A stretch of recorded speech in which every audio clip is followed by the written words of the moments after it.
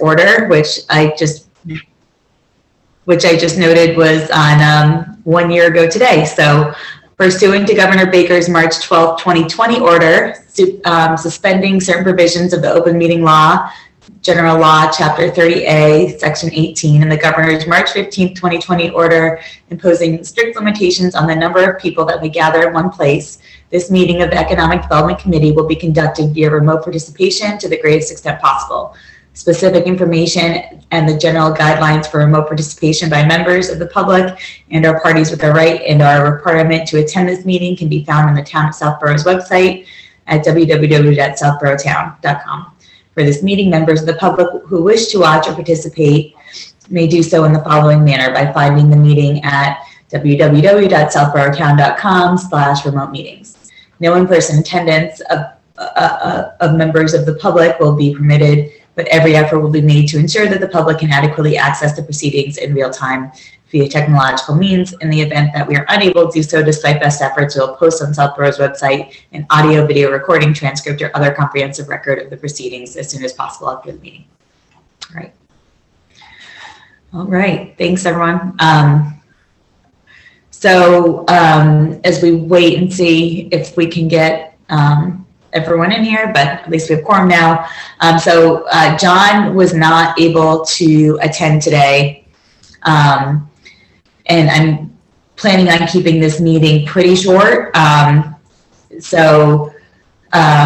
quick update on the status of the downtown zoning bylaw. So there was a public hearing. The second planning board public hearing was held on Monday. There were a few public comments, not many. And the issue that was raised, there actually weren't any public comments that actually were related very much to the substance of the proposed bylaw itself. The most talked about comment came from a resident who has been at other meetings and brought this issue up, and that's the issue of the zoning map. So the planning board is strongly in favor of amending the zoning map along with the zoning bylaw. It was noted that, we are going to have to submit the map with the bylaw again, just for the purpose at least of changing the name, because we've changed the name of the zoning district from the downtown village business district to just the downtown district. However, I don't think it would be possible for us to amend the boundaries of the map for a couple of reasons. One, although, and I think we talked about this at the last meeting, that the issue is the split lots on Matasquama Road. So there's a handful of lots that the line of the zoning district goes through the property, so that a smaller portion of the property is labeled commercial. The back half and the front half are residential homes. And I get that that's weird, but I don't think, one, it's really our job to do that. We took up the zoning bylaw because it promoted our EDC's interests and agenda to make zoning a little bit more modern and easier downtown. But it's, and we did it because the planning board had asked us to do that. But I don't think it's the EDC's job to, take up amending the zoning map.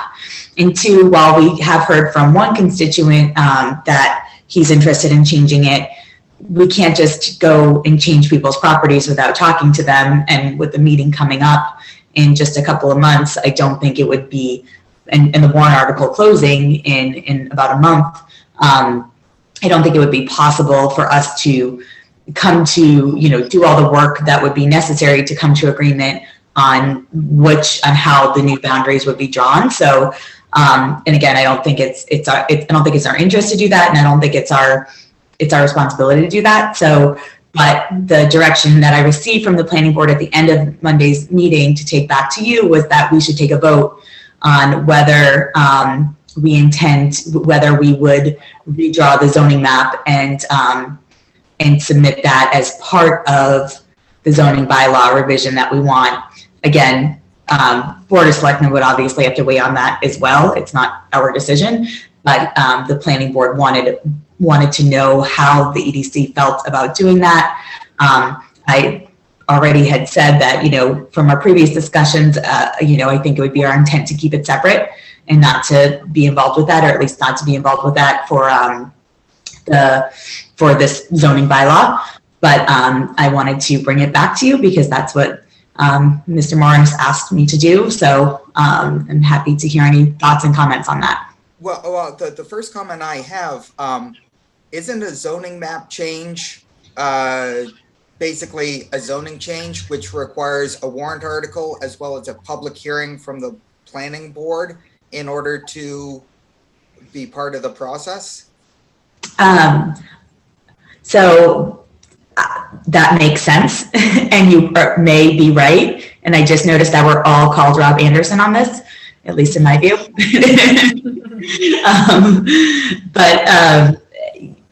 That could be right. I'm not sure, but Don Morris seemed to think that we could do it as part of the bylaw revision. I'm not sure if that's right or not. A good question. Yeah. Well, I think, until we get like feedback from, either town council or someone, I think I'd prefer to go forward with the zoning and then address the map at the next meeting, and say, we've got this zoning, we've got this district, it's being renamed, the map boundary is going to be redrawn. And then there's the possibility of having those in-depth conversations with the residents and abutters. Because right. There might be people there who want to be in the business district. And I did raise that point at the meeting. I think that's a good one. If we are going to take on what I see as a different and new task of redrawing the boundary lines of the zoning district, then we should look at redrawing the boundary lines of the zoning district. And maybe that's doing away with the split lots, but maybe it's doing other things as well. As we know, there's at least one or two abutters who would like to be part of the commercial district. So maybe we want to include that in there. Maybe we want to extend the zoning district further down Main Street. I don't know. So I think those would all be open for debate in the redrawing of a map. And I also think it's presumptuous to think that we could just, take those split lots and make them only residential without having, multiple conversations and meetings with the owners of those property who have an interest in there. I don't think we should just assume that they all would want this. And I don't think that's, that should be something that we should be taking up necessarily, and certainly not under the pressure of trying to get it done in the next month before the warrant article closes. How do we convince the naystayers about this? I mean, Steve Davis, we had a conversation with Steve Davis, and I've talked to some other individual who's familiar with zoning. How do we avoid this blocking the whole vote at town meeting? People get up and say, well, this has to be resolved before we do anything else. In reality, it doesn't affect them. We're just changing what's happening. I don't know. How do we explain this to the public so there's clarity? Yeah, that's a really, really good point. And I feel like Marika and I had this conversation because we were both at that hearing, and I think we were both trying to explain it. And I'm not sure if the message was getting through, but what we're doing we're changing the use. So we're changing what uses are allowed within that defined area or allowed by right? So, but it's not changing, and I think that there's a little bit of a misunderstanding as to, when we say, oh, you won't have to get a permit to do particular uses, it doesn't mean that you can just go and build whatever you want there. You still have to go through the regular permitting process. You're still going to need, a site plan review. You're still going to need a building permit. You're still going to have to meet all these metrics and measurements and standards to get a project done. So the risk to those property owners is not increasing that, their backyard is going to be sold off and parceled together and made into some huge development. I am going to follow up with our consultants, with Judy Barrett and with Adam Costa, and just make sure I have a full understanding of, what possibly could be done if those lots were to remain split. But I don't, I'm almost certain from my understanding that what the changes that we're making don't make the risk any more greater than they are currently by residents having that split lot. Yeah, and here's the thing. I think our answer has to be that we're going to have to take a look at the map anyway, because 5 Park Street, which is the the auto place down there that we want to see redeveloped, that is a split lot. And usually what happens with zoning is if it is a split lot and you attempt to redevelop it for a new or different use, the more restrictive zoning flows through. So if it's split for business and residential, and you want to take it and remove its pre-existing non-conforming use in the residential neighborhood, the residential zoning goes through. So we're probably going to have to change the map anyway, but what we should do is have the strategy for the addition of new parcels and where those new boundaries should be next after getting the zoning in there. That's kind of how I feel about that. Yeah, and maybe that would be, at a special meeting in the fall or at next year's meeting, if not. But then we've got to make sure that we're reassuring people on La Escuela and the citizens who don't understand zoning at all that this is the way it works. It's 1955. We're not rezoning. We're just making changes on use. They've got to have a real clear issue, because somebody's going to keep beating that drum. Yeah. And we've got to be able to shut it down and be clear, and people feel confident that we're not doing something that's going to be cause damage to or perceived damage to a local resident on La Escuela. Yeah, Chris, you're 100% right, because that narrative is already starting to be out there, and I think it's incorrect. But I think we, as individual members, need to be really, really well versed on why that, why there's not an increased risk to the residents and abutters there, because that's certainly the narrative, and I don't think it's correct. But we're going to need to be very very clear and make sure that we really know what we're talking about in that respect, and lay it out clearly for those people who have concerns, because there are certain residents that are saying that, and there are certain members of planning that are saying that now too, and that certainly carries a lot of weight. And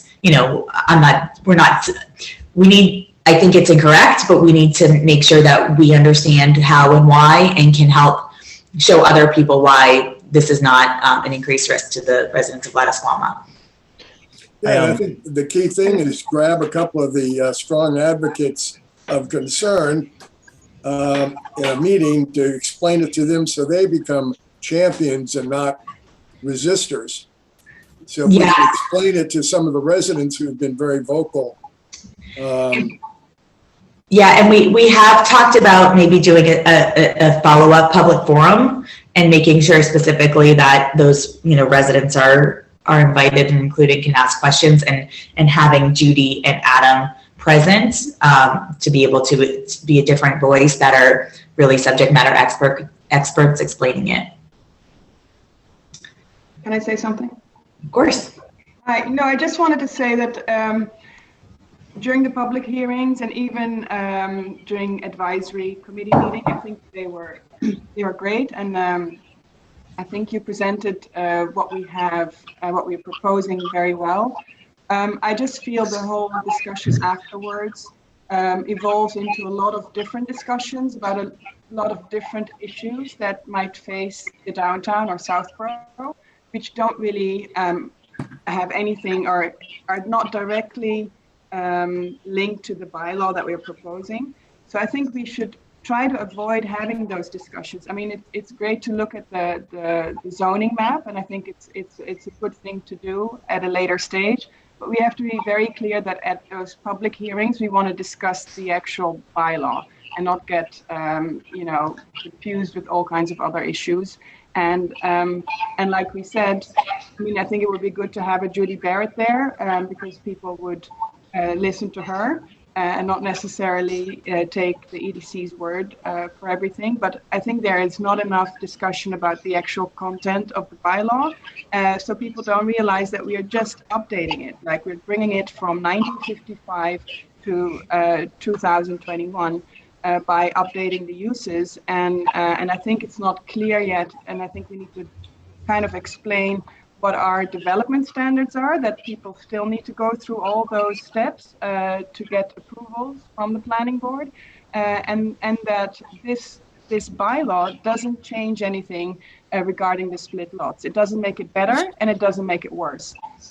So that discussion we should have when we are actually looking at the map, or when the planning board might decide to change the boundaries, but we have to be sure we stay focused on the discussion of the actual proposal. Yeah, Marek, I completely agree with you, but unfortunately for the planning board hearings, I mean, it's their meeting and they're taking public comment. So, and I do, and you know, based on what I think is their somewhat misconception of the, you know, of the implications of the proposed bylaw, they think that the map is inextricably linked to the use, to the changes, right? So that's why they want them done concurrently, because they think that the uses are going to affect it and affect those residents, and therefore it needs to be changed at, you know, with the bylaw, because otherwise, you know, there's going to be a negative impact.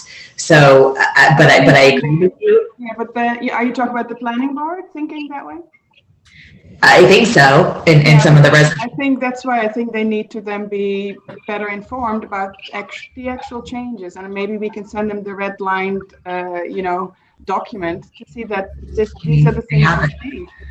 Yeah, no, I understand. I totally agree, and that's the interesting thing. I mean, we've been through 2 rounds of hearings, right? And that's required that the planning board do at least 2. And I believe they're planning on keeping it on their agenda until the warrant article is submitted. So we're going to keep having these every other, there are going to be a handful more. And that's fine. But in 2 meetings, I've not heard any, you know, the first meeting, we kind of went through the changes that they wanted. But aside from that, I believe that substantively, the content of the article, we're in agreement on.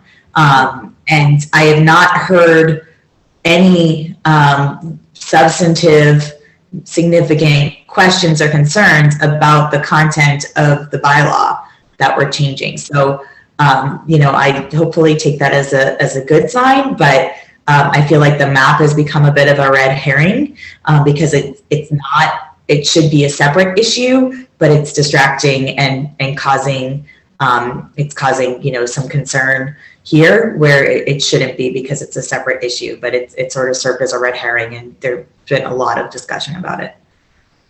Yeah. So maybe professional opinion would come in.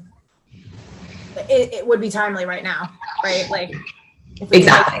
happen, right? Because I don't think none of us are really fully versed in what the actual, you know, ramifications are. Probably other than Rob. But you know, hearing it from somebody else that, you know, does this day in and day out, right, might bear more weight than. I totally agree. Yeah, so we're gonna kind of submit some more questions to Judy and Adam and get a little bit more clarity, and then have probably another one be better prepared to answer those questions at the planning board public hearings, but also have a follow-up forum to allow people to ask us questions directly. So I think that will hopefully allay some of these fears. Would she be willing to attend a public forum? Yeah, I think so. So we're trying to work with her and see if we can coordinate a time to do that in the coming weeks. Yep. Because I think that would be huge. She's very well spoken. I'm sure you all have heard her at least one of the other meetings, and she's very clear. She's very well spoken. She's very to the point, but she knows what she's talking about. She's been doing this for a long time, and Adam Costa is very well spoken as well. So I think having the two of them there to offer their professional opinions would carry a lot more weight than me running my mouth again. So I have a question less about zoning and more about process. So from what and I apologize for being 15 minutes late. So and also new to the process in general, but I think it's pretty clear that time is not on our side at the moment, because we've got a town meeting coming up, and we've got potentially items that will be discussed, debated on, voted on, and not all the information out there that we want out there is out there. So my question is the following. So we have, again, not trying to obfuscate anything from the general public. I want to be very clear about that. But do we have a process, an okay process, that where we can meet with the planning board to talk through some of these things in a faster way to help educate? I know that's kind of what we're talking about here, but do we have to wait like this every 2 weeks? Do we have an option to meet off cycle to do something where we can just have a more higher throughput discussion to maybe clear up any misconceptions? Look, at the end of the day, if we explain the information and they understand it correctly but still disagree, that's one thing. But if anyone's acting on misinformation, I think it behooves us to try to rectify that as quickly as possible. And then in a similar event, can we look at what the boundary is? Have we reached out, or can we reach out to just those people and have a sit down and say, this is what this actually means? Or instead of doing ones and twos, can we, I don't know if that has happened, and if we are even. Yeah, I mean, we have had multiple, we have had phone calls with Judy that the planning board has been a part of, answering specific questions. So that's definitely what we're trying to continue to do. When planning board submitted their comments a few weeks ago, we ended up, having a call with Judy and members of the planning board to go through them. So that was really helpful, and that kind of got us to a place where I felt like the substance of the bylaw was very, we're in agreement for the most part. They're not significant. That doesn't mean that everyone in planning supports it, but it means that members of planning board agreed to certain things, and that all of the major issues we're substantively in agreement on. So yes, and we're going to continue to do that. So we'll see. We also had a meeting with the advisory committee on Wednesday. So that went really well. They had a lot of good questions, but it seemed like we had a lot of support from them. We spoke with them for well over an hour, and at town meeting, advisory is one of the committees that weighs in on every warrant article with a thumbs up or thumbs down. So I'm hoping that we have their support as well, because I think that will go a long way. But yeah, they had a lot of great questions. There seemed to be some positive support for it. I think that's all I really had. Do we want to take a vote to just report back to planning that yes, this has been discussed, and whether or not we want to include the zoning map as part of the bylaw, the zoning revision as part of the bylaw, or whether we think it should be separate? Does that make sense? It does. And I guess I'm going to take the sit on the fence thing. I want to get this zoning through, right? And so if it is dependent upon us changing the map, even in a rushed manner, so that they will be supportive of the use changes, I'm happy to do that. But like what I'd like them to do is they think we should do it. I'd prefer to do it at a later point in time. But if they say, nope, we as the planning board and the people who control zoning think that the map should be done at the same point in time, we go with their decision. So here's my concern though. I just think logistically and practically, there's just no way that that's going to happen in the next 4 or 5 weeks. Like, That's why I was coming in saying at the beginning, we should push it off until the fall once the zoning is through. But it's one of those things, you're damned if you do, if you damned if you don't. I mean, frankly, I'd prefer to wait, but or what another, and actually I believe somebody in the advisory committee mentioned this, and maybe it's applicable here. You know, what if we say that, you know, what if we put this to vote if this becomes an issue, if this continues to be an issue, what if we put this to vote at town meeting without the zoning map change, but with a contingency that, you know, within a certain period of time, we would, you know, hold public hearings and come to the terms of you know, of a revised map and a revised boundary line to be voted on at a special town meeting in the fall or something. What if we did it that way? To me, that makes the most sense, because I think trying to rush it in a month purely to just pass the article, it's a no way, like nobody's going to win. Exactly. And we're going to look like we're just rushing it through just to get it through. Right. I think the contingency, you know, I think that puts the confidence in that it's going to be dealt with and has to be dealt with in order for, you know, everything else to proceed. Right. Yeah, no, I agree. And, you know, I think maybe that's one way we can certainly think about it. And, you know, someone just put in a note, and I can't tell because everyone's called Rob Anderson, but it's, you know, the original directive from the planning board back 2 years ago was that, you know, we should amend the zoning bylaw for purposes of use. And that's what we're doing. That was our original direction from them. And that's what we've been working on now for 2 years. So here we are. And if they want to take up a zoning map, we're happy to work with them and weigh in and give our suggestions, but that was not their direction to us. And nor do I think it should be their direction to us. I mean, they're the committee that's charged with that. So, and we don't have authority to do that on our own. We don't even have authority to bring an article forward. So, you know, that's my position anyway. Yeah, yeah. Let's take a vote on a position that when it's brought forward, there will be a contingency to re-examine the map and work with the planning board to redraw the boundaries. Someone want to second that? Second.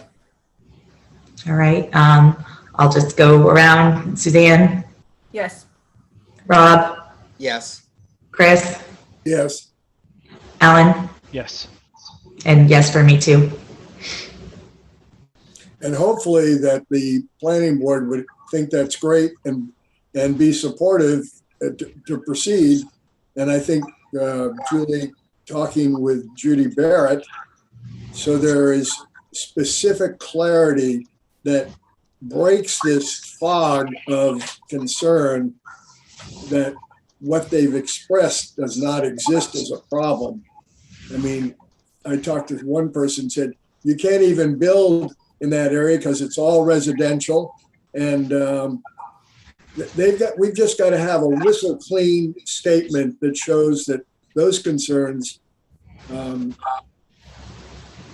we understand, but in reality, this is not going to threaten the residential zoning the way people are projecting. Yeah. Can I just ask everyone because there was some sort of technical glitch here where all panelists were at some point changed to Rob Anderson. Could you go to your settings? Where is it? I'm sorry. No, go to your, if you go to participant, yeah, or hover if you hover over your own square and change your name and go to rename. If you're seeing that you are Rob Anderson. if you hover over your name and move the mouse to the upper corner to the blue square with white dots, you can rename yourself that way. Sorry, that was my question, only because I didn't see one person vote. I don't know who it is, and I just didn't know if that person needed to vote or not. No, that's Claire, I think. Okay, Yeah. Yeah, I found that out after. Thank you. And there was also a request to restate the proposal that was voted on. I'm not sure who that came from. Well, that came from me. Okay. And it was basically a motion to go back to the planning board with the position that the zoning would have a contingency, that we would address the map boundaries and redraw them for a future town meeting. Do we want to put a time limit on that? Oh, yeah, I would say we'd be able to do that by the next town meeting. Yeah. And it's hard to say when that is, because if that gets pushed, right, like everything in the last year, right? So I think saying the next town meeting is reasonable. I think that's We get right. working on it, and then if that gets pushed, we're not holding ourselves to 6 months. Specific dates, yeah. Specific date that we don't have any control over. Right. I think that's reasonable. So we need to vote again. I'll do it just to be sure. Suzanne? Yes. Rob? Yes. Chris? Alan? Yes. All right, and I'm yes as well. All right. Thank you. Anyone else have anything on the zoning bylaw? I think that's all I had on that. Let's pull up the agenda. All right. So coordinator, Marika, you're up. You're muted. You're on mute, You're Marika. muted. Sorry, rookie mistake. I don't have a lot. I want to quickly update you on 3 things. Community One Stop, we submitted our proposal for the 2 projects that we discussed at our last meeting, which was like, I guess, 2 weeks ago. They weren't able to discuss it at the Board of Selectmen meeting in March. I've requested they put it on their agenda again for next Tuesday. In the meantime, I know we've been sharing our presentation and our kind of information with other committees. So I know ShopC discussed it at their meeting, and I think I don't know who else, but some other committees were on top of it and might be submitting proposals to the Board of Selectmen as well. And I guess it's now they should decide when they're ready to decide on the priority projects and submit a application before April 2nd. That's about it. I don't know if anyone has any questions regarding that. Marika, Yes. tell us what ShopC is starting to propose. I think you said sewer on Route 9. No, I don't have no idea what ShopC is No, proposing. the capital budget committee. I think the capital planning committee wants to explore wastewater on Route 9, and they might submit that as a proposal for a grant. So I think it would be great if we can combine that. I mean, Route 9, I think we look at the bigger picture and see so wastewater would be part of that. But We that's all. certainly ought to encourage them, because putting sewer on Route 9 would have an enormous and positive impact on enabling business to expand and grow. Would open up so many different possibilities for different uses too. So be a champion of that with them and encourage them that this is something that would have a very positive and financial impact on the economic well-being of the town. So who is actually submitting? who within the town, what organizing body is actually submitting the request into One Stop? Is it Board of Selectmen or is it the individual? No, it has to entities? be, I mean, they say it has to be like the CEO of the town, so it would either be Board of Selectmen have to, I guess, vote Okay. on it, and then Mark Purple or someone, you know, has So to. I know submit. we had sent over our preferred list and we even politely encouraged, hey, could you Yes. shop this around to all the other committees? Sounds like we've now heard that Capital is looking for this. So like, what's the next course of action so we don't miss our window? Like, do we then need to combine and then present a unified Well, case to board or? no, so we've asked the Board of Selectmen to discuss this at their meeting, Okay, and they are aware of the deadline. So, you know, I guess it's up to the other committees to submit their proposals, and then I would think there's a vote taken at by the Board of Selectmen to see what projects we can bring up to 5 projects forward for the grant application. But yeah, it has to be done. I guess centrally, like by one person. We can't individually, like individual committees cannot submit their separate applications. right. I was aware of that. I'm trying to find a way to, if in the Venn diagram perspective, if capital planning has something that strongly overlaps with us and we both nod our heads and agree, it's like, I just want to find what is the impetus to push to actually combine those and make that recommendation so it gets forward. I've been on the private side. I've been part of these things too long where someone's like, oh, this is great. And someone over here is like, this is great. And someone was like, that's great. And then all of a sudden the deadline passes. We're like, oh, I guess we probably should have done something. I just don't want that to happen to us. It's great that we have a very good overlapping idea. I just want to make sure it doesn't fall through the cracks in a timeline because one of us thought someone else was going to do something. That's all. So I just want to make sure there's an owner on it. So here's the one other thing, because I've been part of a lot of these discussions. You can actually submit an application without an expression of interest once the application opens up.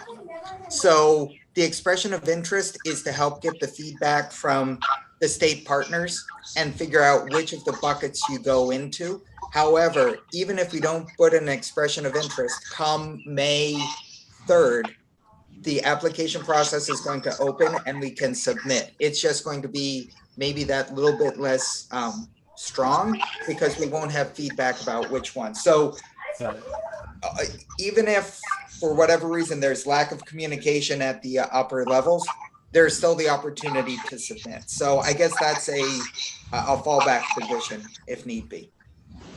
Yeah, but sooner rather than later.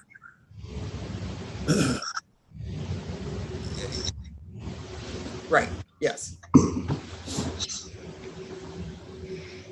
All right. Next is the micro enterprise grant. No big changes over there. I think they've just opened round 5 for applications. I've heard of 2 companies that are trying to apply, and so far we've had 9 successful applications. And those enterprises were all awarded $10,000 in grants to help them. So that's still ongoing. The money will be available till the end of this year. So I'm still trying to reach out to people and urge them to apply. And then the last thing, I'm working on the EDC newsletter for March. And my idea is I'm attaching a facts and figures for Southborough. So I'm just kind of looking at all the numbers and I'll once I have a draft ready, I will circulate that. What kind of facts and figures, Marika? Everything like economic figures, like number of establishments, employment numbers, population, and then town numbers about land use and tax revenues and etc. So it's going to be like a 3-page. What's the distribution of that email newsletter? I email it to everyone, I guess, in town government and all the boards and committees. Do we also post a version on our website so the regular public can see it as well? Yes, I have it posted on the website, so whoever manages to reach the EDC page can see it. Yes, yeah. Yeah, how about the blog? I was just going to say, is there a way to get to my Southborough or someone to let people know that? I send it to Beth, but I mean, it's up to her whether she wants to publish that. So Right. Yeah. And I do. I'm not sure if I do it every time, but I could put it on our Facebook page as well. If we have Oh yeah, that's a good idea. Yeah. And for as active as we are on social media channels, various ones in town, it'd be maybe good for us to share as well. I mean, I look at the effect that the interviews that Jason had for capital planning, which is what got me here, and it was a pretty successful campaign. He somehow convinced or got Beth to put it into my Southborough, which is how I learned about it. So I know one anecdote does not equal data, but I do think that for whatever reason that has reach. And so if we could find a way to get it shared there or elsewhere, that would be good. So because I don't want the work that you're doing to go for naught, and it's good work. I know. Yeah. So it's so I'll put it on the EDC Facebook page, and everyone is if everyone can just share it among their own groups, that would be great. Yeah, that's definitely been our ongoing battle is making sure people advertising ourselves. Yeah, exactly. In a way that, combat some of the negative narrative that is out there sometimes. I mean, is there a negative to sharing it on like I don't know where you draw the open meeting law. Like, I don't know where you have to be careful, but like the Southborough, the community share page, right? Like that has a lot of members right now, right? Oftentimes when there's an article about particularly downtown or whatever that Beth does, because she'll do them sometimes, I'll often repost it on the Southborough share Facebook page, because that absolutely gets a lot of viewership, or the Southborough Working Mom. Obviously not everybody, but it's a different reach, and it's a subset of people that I think aren't necessarily the type that have time to go that participate in a lot of meetings or town government stuff for whatever reason, even if there's some issues that they care about. But have an interest. Yes, exactly. Yeah. And that's all for me. You want to do an update on the Acton visit, Marika? Yes. So actually, that's it. Thank you. So we had when was it? On Monday, we went to Acton to meet with Habitat Partners. They actually developed a mixed-use development, which was great. So Matthias Rosenfeld, who's the person we spoke to, gave us kind of a whole historical, story about how he managed, how it all, I guess, happened, and how he's managing this development. So it's very similar. I mean, I thought not similar. I mean, we haven't gone that far, but they've gone through similar issues. Alan made a lot of good pictures. So I'm thinking maybe for the following month, I could do a write-up and about Acton and how they did everything, and it's kind of the scale that we are thinking of. So they're all they look like one family homes, and they all have like retail, office space. They don't have residences because of they don't have a wastewater system, but they have a real nice community center. Like on the second floor, they have a shared space they use for exhibitions or meetings. People can rent the space, and it's just a great development. I think that we could learn from. I think one of the key things was that whole development, everything in there was by right. And they didn't have to get the special permits for the use. So working with the historic district there, they were able to get the kind of look and feel and tenants, but they didn't have to worry that the use would not be allowed. So that was a good thing. Do we know if they had a similar list of by right uses to what we're proposing? I don't know what their I didn't ask that question, but what he did say was that he was helped by the fact that they were by right.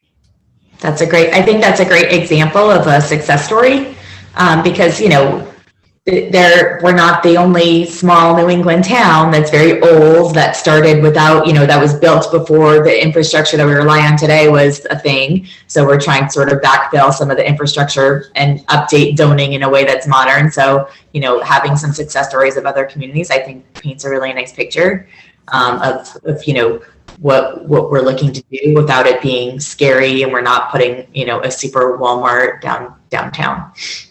Just a regular Walmart. Just kidding. I just Don't even joke. I just wanted to thank Marika for setting that up.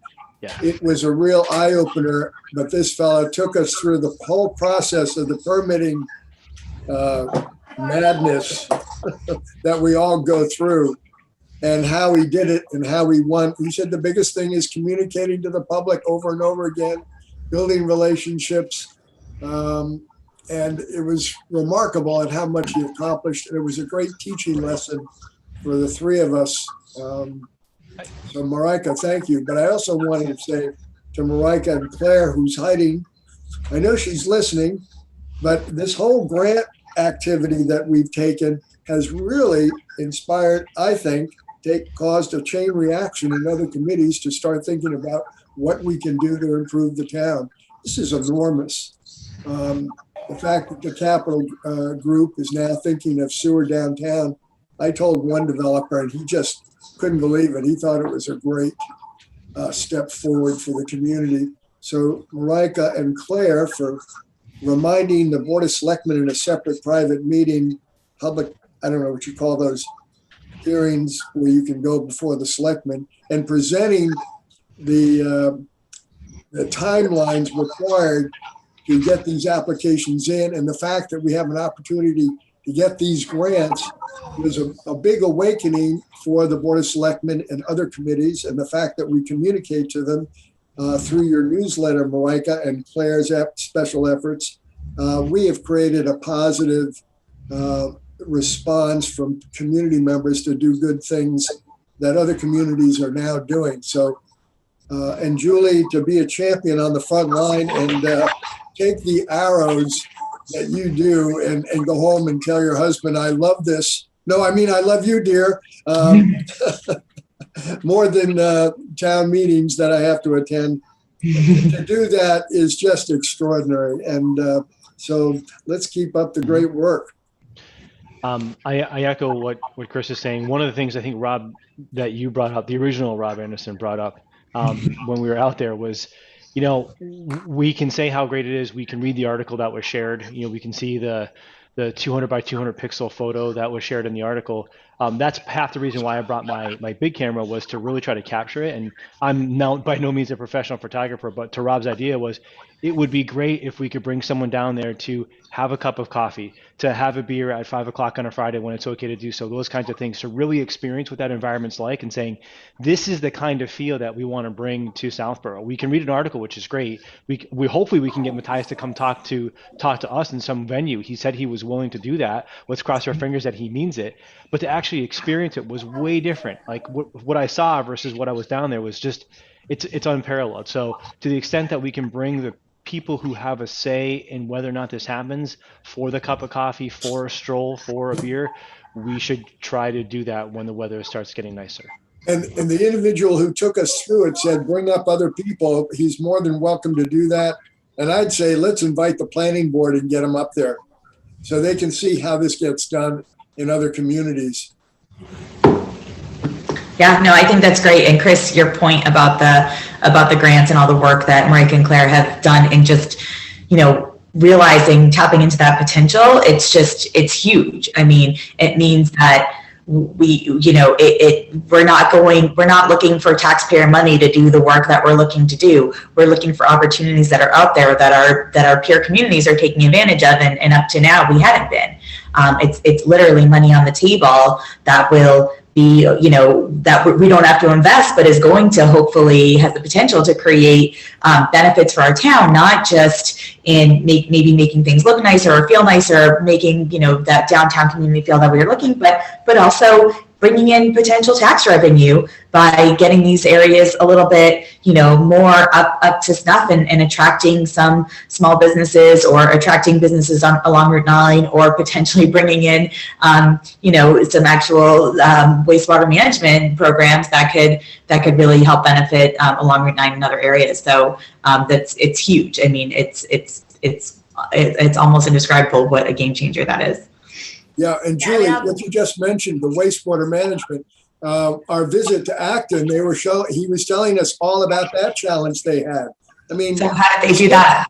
It was, I don't know, what did they say, Marika, about the wastewater? Well, there were, they could not tie into sewer, but there were multiple, I forget the exact term. There are multiple areas set up for each of the uses. The craft brewery had their own system that had to be pumped out on a pretty regular basis. Underneath the parking lot was the collection for those uses. The ability to tie into sewer would have been a whole lot more useful and could have added for a little bit more development. But I think one of the most important things that he said was the coordination with the Board of Health, and the support there was vital for maximizing the potential for the site. So I think the fact that we've already started that with the wastewater study and the relationship that Marika and Claire have with our team there is definitely going to be useful long term. Awesome. All right. Marika, anything else? That's all. Thank you. Do we have we don't have any minutes or anything, right? No, hopefully next. Okay. Do we have anyone else have anything they want to raise? Any other issues or concerns or things you want to keep on your radar? Well, one of the things that I'm not sure if it was on the agenda, but something that we might want to discuss in the future is a state program called District Improvement Financing, which is a way to help leverage economic development investment into public infrastructure improvements. I can give a brief overview at a future meeting, but if we're thinking about Route 9 or the downtown and how the public infrastructure might be improved, that might be something to consider. It does require going to town meeting for adoption. There are some logistical elements to it, but from a long-range strategy and for next year's one-stop application, that might be something for us to consider. So it's a longer-term discussion, and it gets it into the weeds a little bit, so I don't want to do it today, but that's something that I'd like to add to the agenda a little bit later. Great. Would you be it looks like our next meeting is scheduled for a Thursday, and it's an evening meeting, March 25th. Would you be available for that and willing to do it at that meeting? Yeah, I definitely think so. March 25th. Yeah, definitely. Awesome. I think I have some documentation that you sent, so I could forward that to the committee beforehand so people can kind of read up on it and see what it's all about. Yep. And then we can be more prepared on the 25th. One thing separate and different a little bit is we found out that a sewer plan was written up many years ago, and it's on the back file, and Marika got a copy of it. And I had one person a developer who gave me a heads up on it, and he said, Chris, all the hard work on that sewer plan for Route 9, that's applicable for today. So a lot of the work has been done. Parts of it doesn't apply now because of how long it's been. But that was another great find. Isn't it amazing? I mean, having been involved now with sort of town stuff for, I don't know, almost about 8 years, and, living in town and following before then, that's not the first time where I feel like some things come up like that, where, it's like somebody starts something and for whatever reason, it doesn't go forward, funding, it doesn't get voted through. And then a few years later, another group comes in and starts from scratch, but then, hopefully they find the work that's already been done.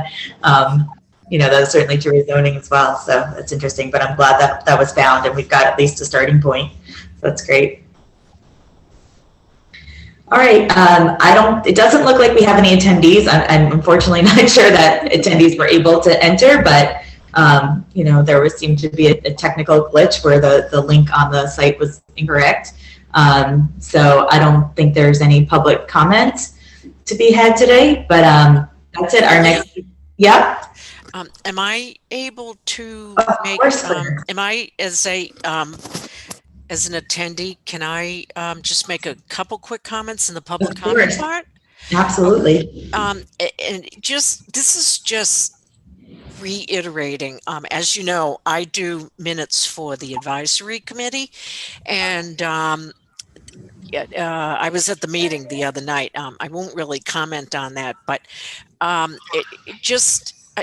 can't, with where we are right now and being the quasi project manager for this, that map issue would just further delay the process. And there is no way it would be available for this town meeting. You guys know that. I'm just reiterating it only because of the current time frame and how things have moved along, shall we say, and going back to the original intent is just so important, just personally, I think. And the other thing is, as advisory is so focused on revenue opportunities, they don't want to cut budgets. They want to look at new ongoing revenue opportunities. So I think that's another tact in terms of how this gets presented to the taxpayers. That's it. Well said. Thank you, Chris. Thank you, Claire. That was good. And that's right. And, that's one of our fundamental core, that's sort of what we were built around, was making sure that, one of our missions is to stabilize our residential tax rate by bringing in other streams of revenue, including commercial taxes. So that's a point that we certainly shouldn't lose sight of and should be central in our discussion. Yeah, and as Chris mentioned, Marika and I went to the selectmen on the off weeks. They have, kind of like what I call the confessional, where you can go in and everything is That's a good name. I love it. Everything can kind of be said. It's not like you're saying it in confidence, because that's not the case. But it's a chance for you to really be able. It's not recorded, so it's a chance to be able to tell them exactly how you feel. And Marika took the ball and just ran with it. Both of us. I sent them ahead of time what the talking points were going to be. Guys, I don't know, with this one-stop money that the town has, that the state is offering, this is a once-in-a-lifetime opportunity, and the town ought to be all over this. And I really don't know what else Marika and I can do to grab them by the throat and say, this has to be a focus. Amen. I'm leaving the confessional. I appreciate the vigor, and I underscore it. Let's hope it's not once in a lifetime. Let's hope it's once a year, and that this happens. Yeah. But the good thing is, if they're paying attention now, that there's opportunities for what I would like to say free money. It's not free money. It's our taxpayer money, right? But the point is, it's money that's accessible, and it just comes around again and again in different types of opportunities. Perhaps we're getting everyone to kind of sit up and pay attention now, but also 365 days from now, and then 365 days from then, and then. That if we just work with a concerted effort, there's opportunities to be had. We just need to take advantage of them. Yeah, I think this is a good way for them to start thinking strategically, and master plan is a good way to start. But apart from doing all the research every time, but now it's kind of deciding how we want to implement all these recommendations. So I think they have to have that plan ready, and then every year they can say, okay, we did this year. Our next step is this. We're going to apply for that. So I think it'll be a good way to get that, more organized in that sense. So I'm hoping we'll see that. Great. I just wanted to add one thing is, we're not only talking about bringing new revenues to the town, but our job is to help to create an environment where jobs can grow in our community. And when you create a downtown, it's amazing how many jobs are created with these little stores. Everybody dismisses it as, oh, like the floral shop. Well, most people don't know that there were 3 people there working all the time who lost their jobs and went out of business. But the implication of jobs is a powerful one. And I think it ought to be a part of our, when we go forward, is we're here to create amenities and an environment where jobs can grow, people can move, and the companies and the revenues will go up and succeed. So, Chris, that's an excellent point. And to tag on to that, one thing that I've been trying to talk about when I talk to different boards and committees about this is that as over the past years, as we've gone out and spoken to businesses, one issue that we've heard come up from, because we've got so many great industry sectors and so many substantial businesses out here, is their need to attract talent, which ties into the transportation piece, but also ties into the housing piece, right? Because if you're looking to get some people who are, closer to the city, or some younger people, or different people with different skill sets, we need a little bit of more housing diversity and amenities to attract some of those people that just aren't present right now. I mean, not everybody wants a 4-bedroom, 4,000 square foot colonial for $1 million+ bucks. Like, that's just doesn't work for everybody. And so we need to have different options, and we need to have things in town that attract the workforce that the companies that we have along Route 9 and other places really need. And that's sort of the counterpart, but also along with what you were saying about the importance of having small businesses and shops and retail and having people who, work in those kind of jobs as well. And all those people who get the jobs pay taxes. That creates a whole new revenue stream that we don't even, it's invisible to the average person. Nobody even knows what small business means and the implication it has on our economy, our taxes, our revenues, the amenities we have, and the talent. Talentism is the new byword. I remember when we talked to EMC a couple of years ago, and he said the only reason we're staying here in Hopkinton is we're surrounded by all these schools where we can tap into the talent to enable our companies to grow. All right, well said. All right, well, with that, unless anybody has anything else pressing, it's not quite 9:30, and I'm going to call an end to this meeting. Claire hasn't told us, but she's down in Florida. She's got her feet in the sand, and I won't ask her what she's drinking. Sorry. Actually, I came home on Tuesday. I was going to say, I just passed you yesterday, so that must have been quick. I was only there for a long weekend, but thanks. All right, someone make a motion to adjourn. Second. All right. Suzanne? Yes. Rob? Yes. Chris? Yes. Alan? Yes. And I'm a yes as well. All right, thanks everybody. Have a great weekend. We'll see you at 7:30, March 25th. And be waiting for Rob's presentation on district improvement. Bye.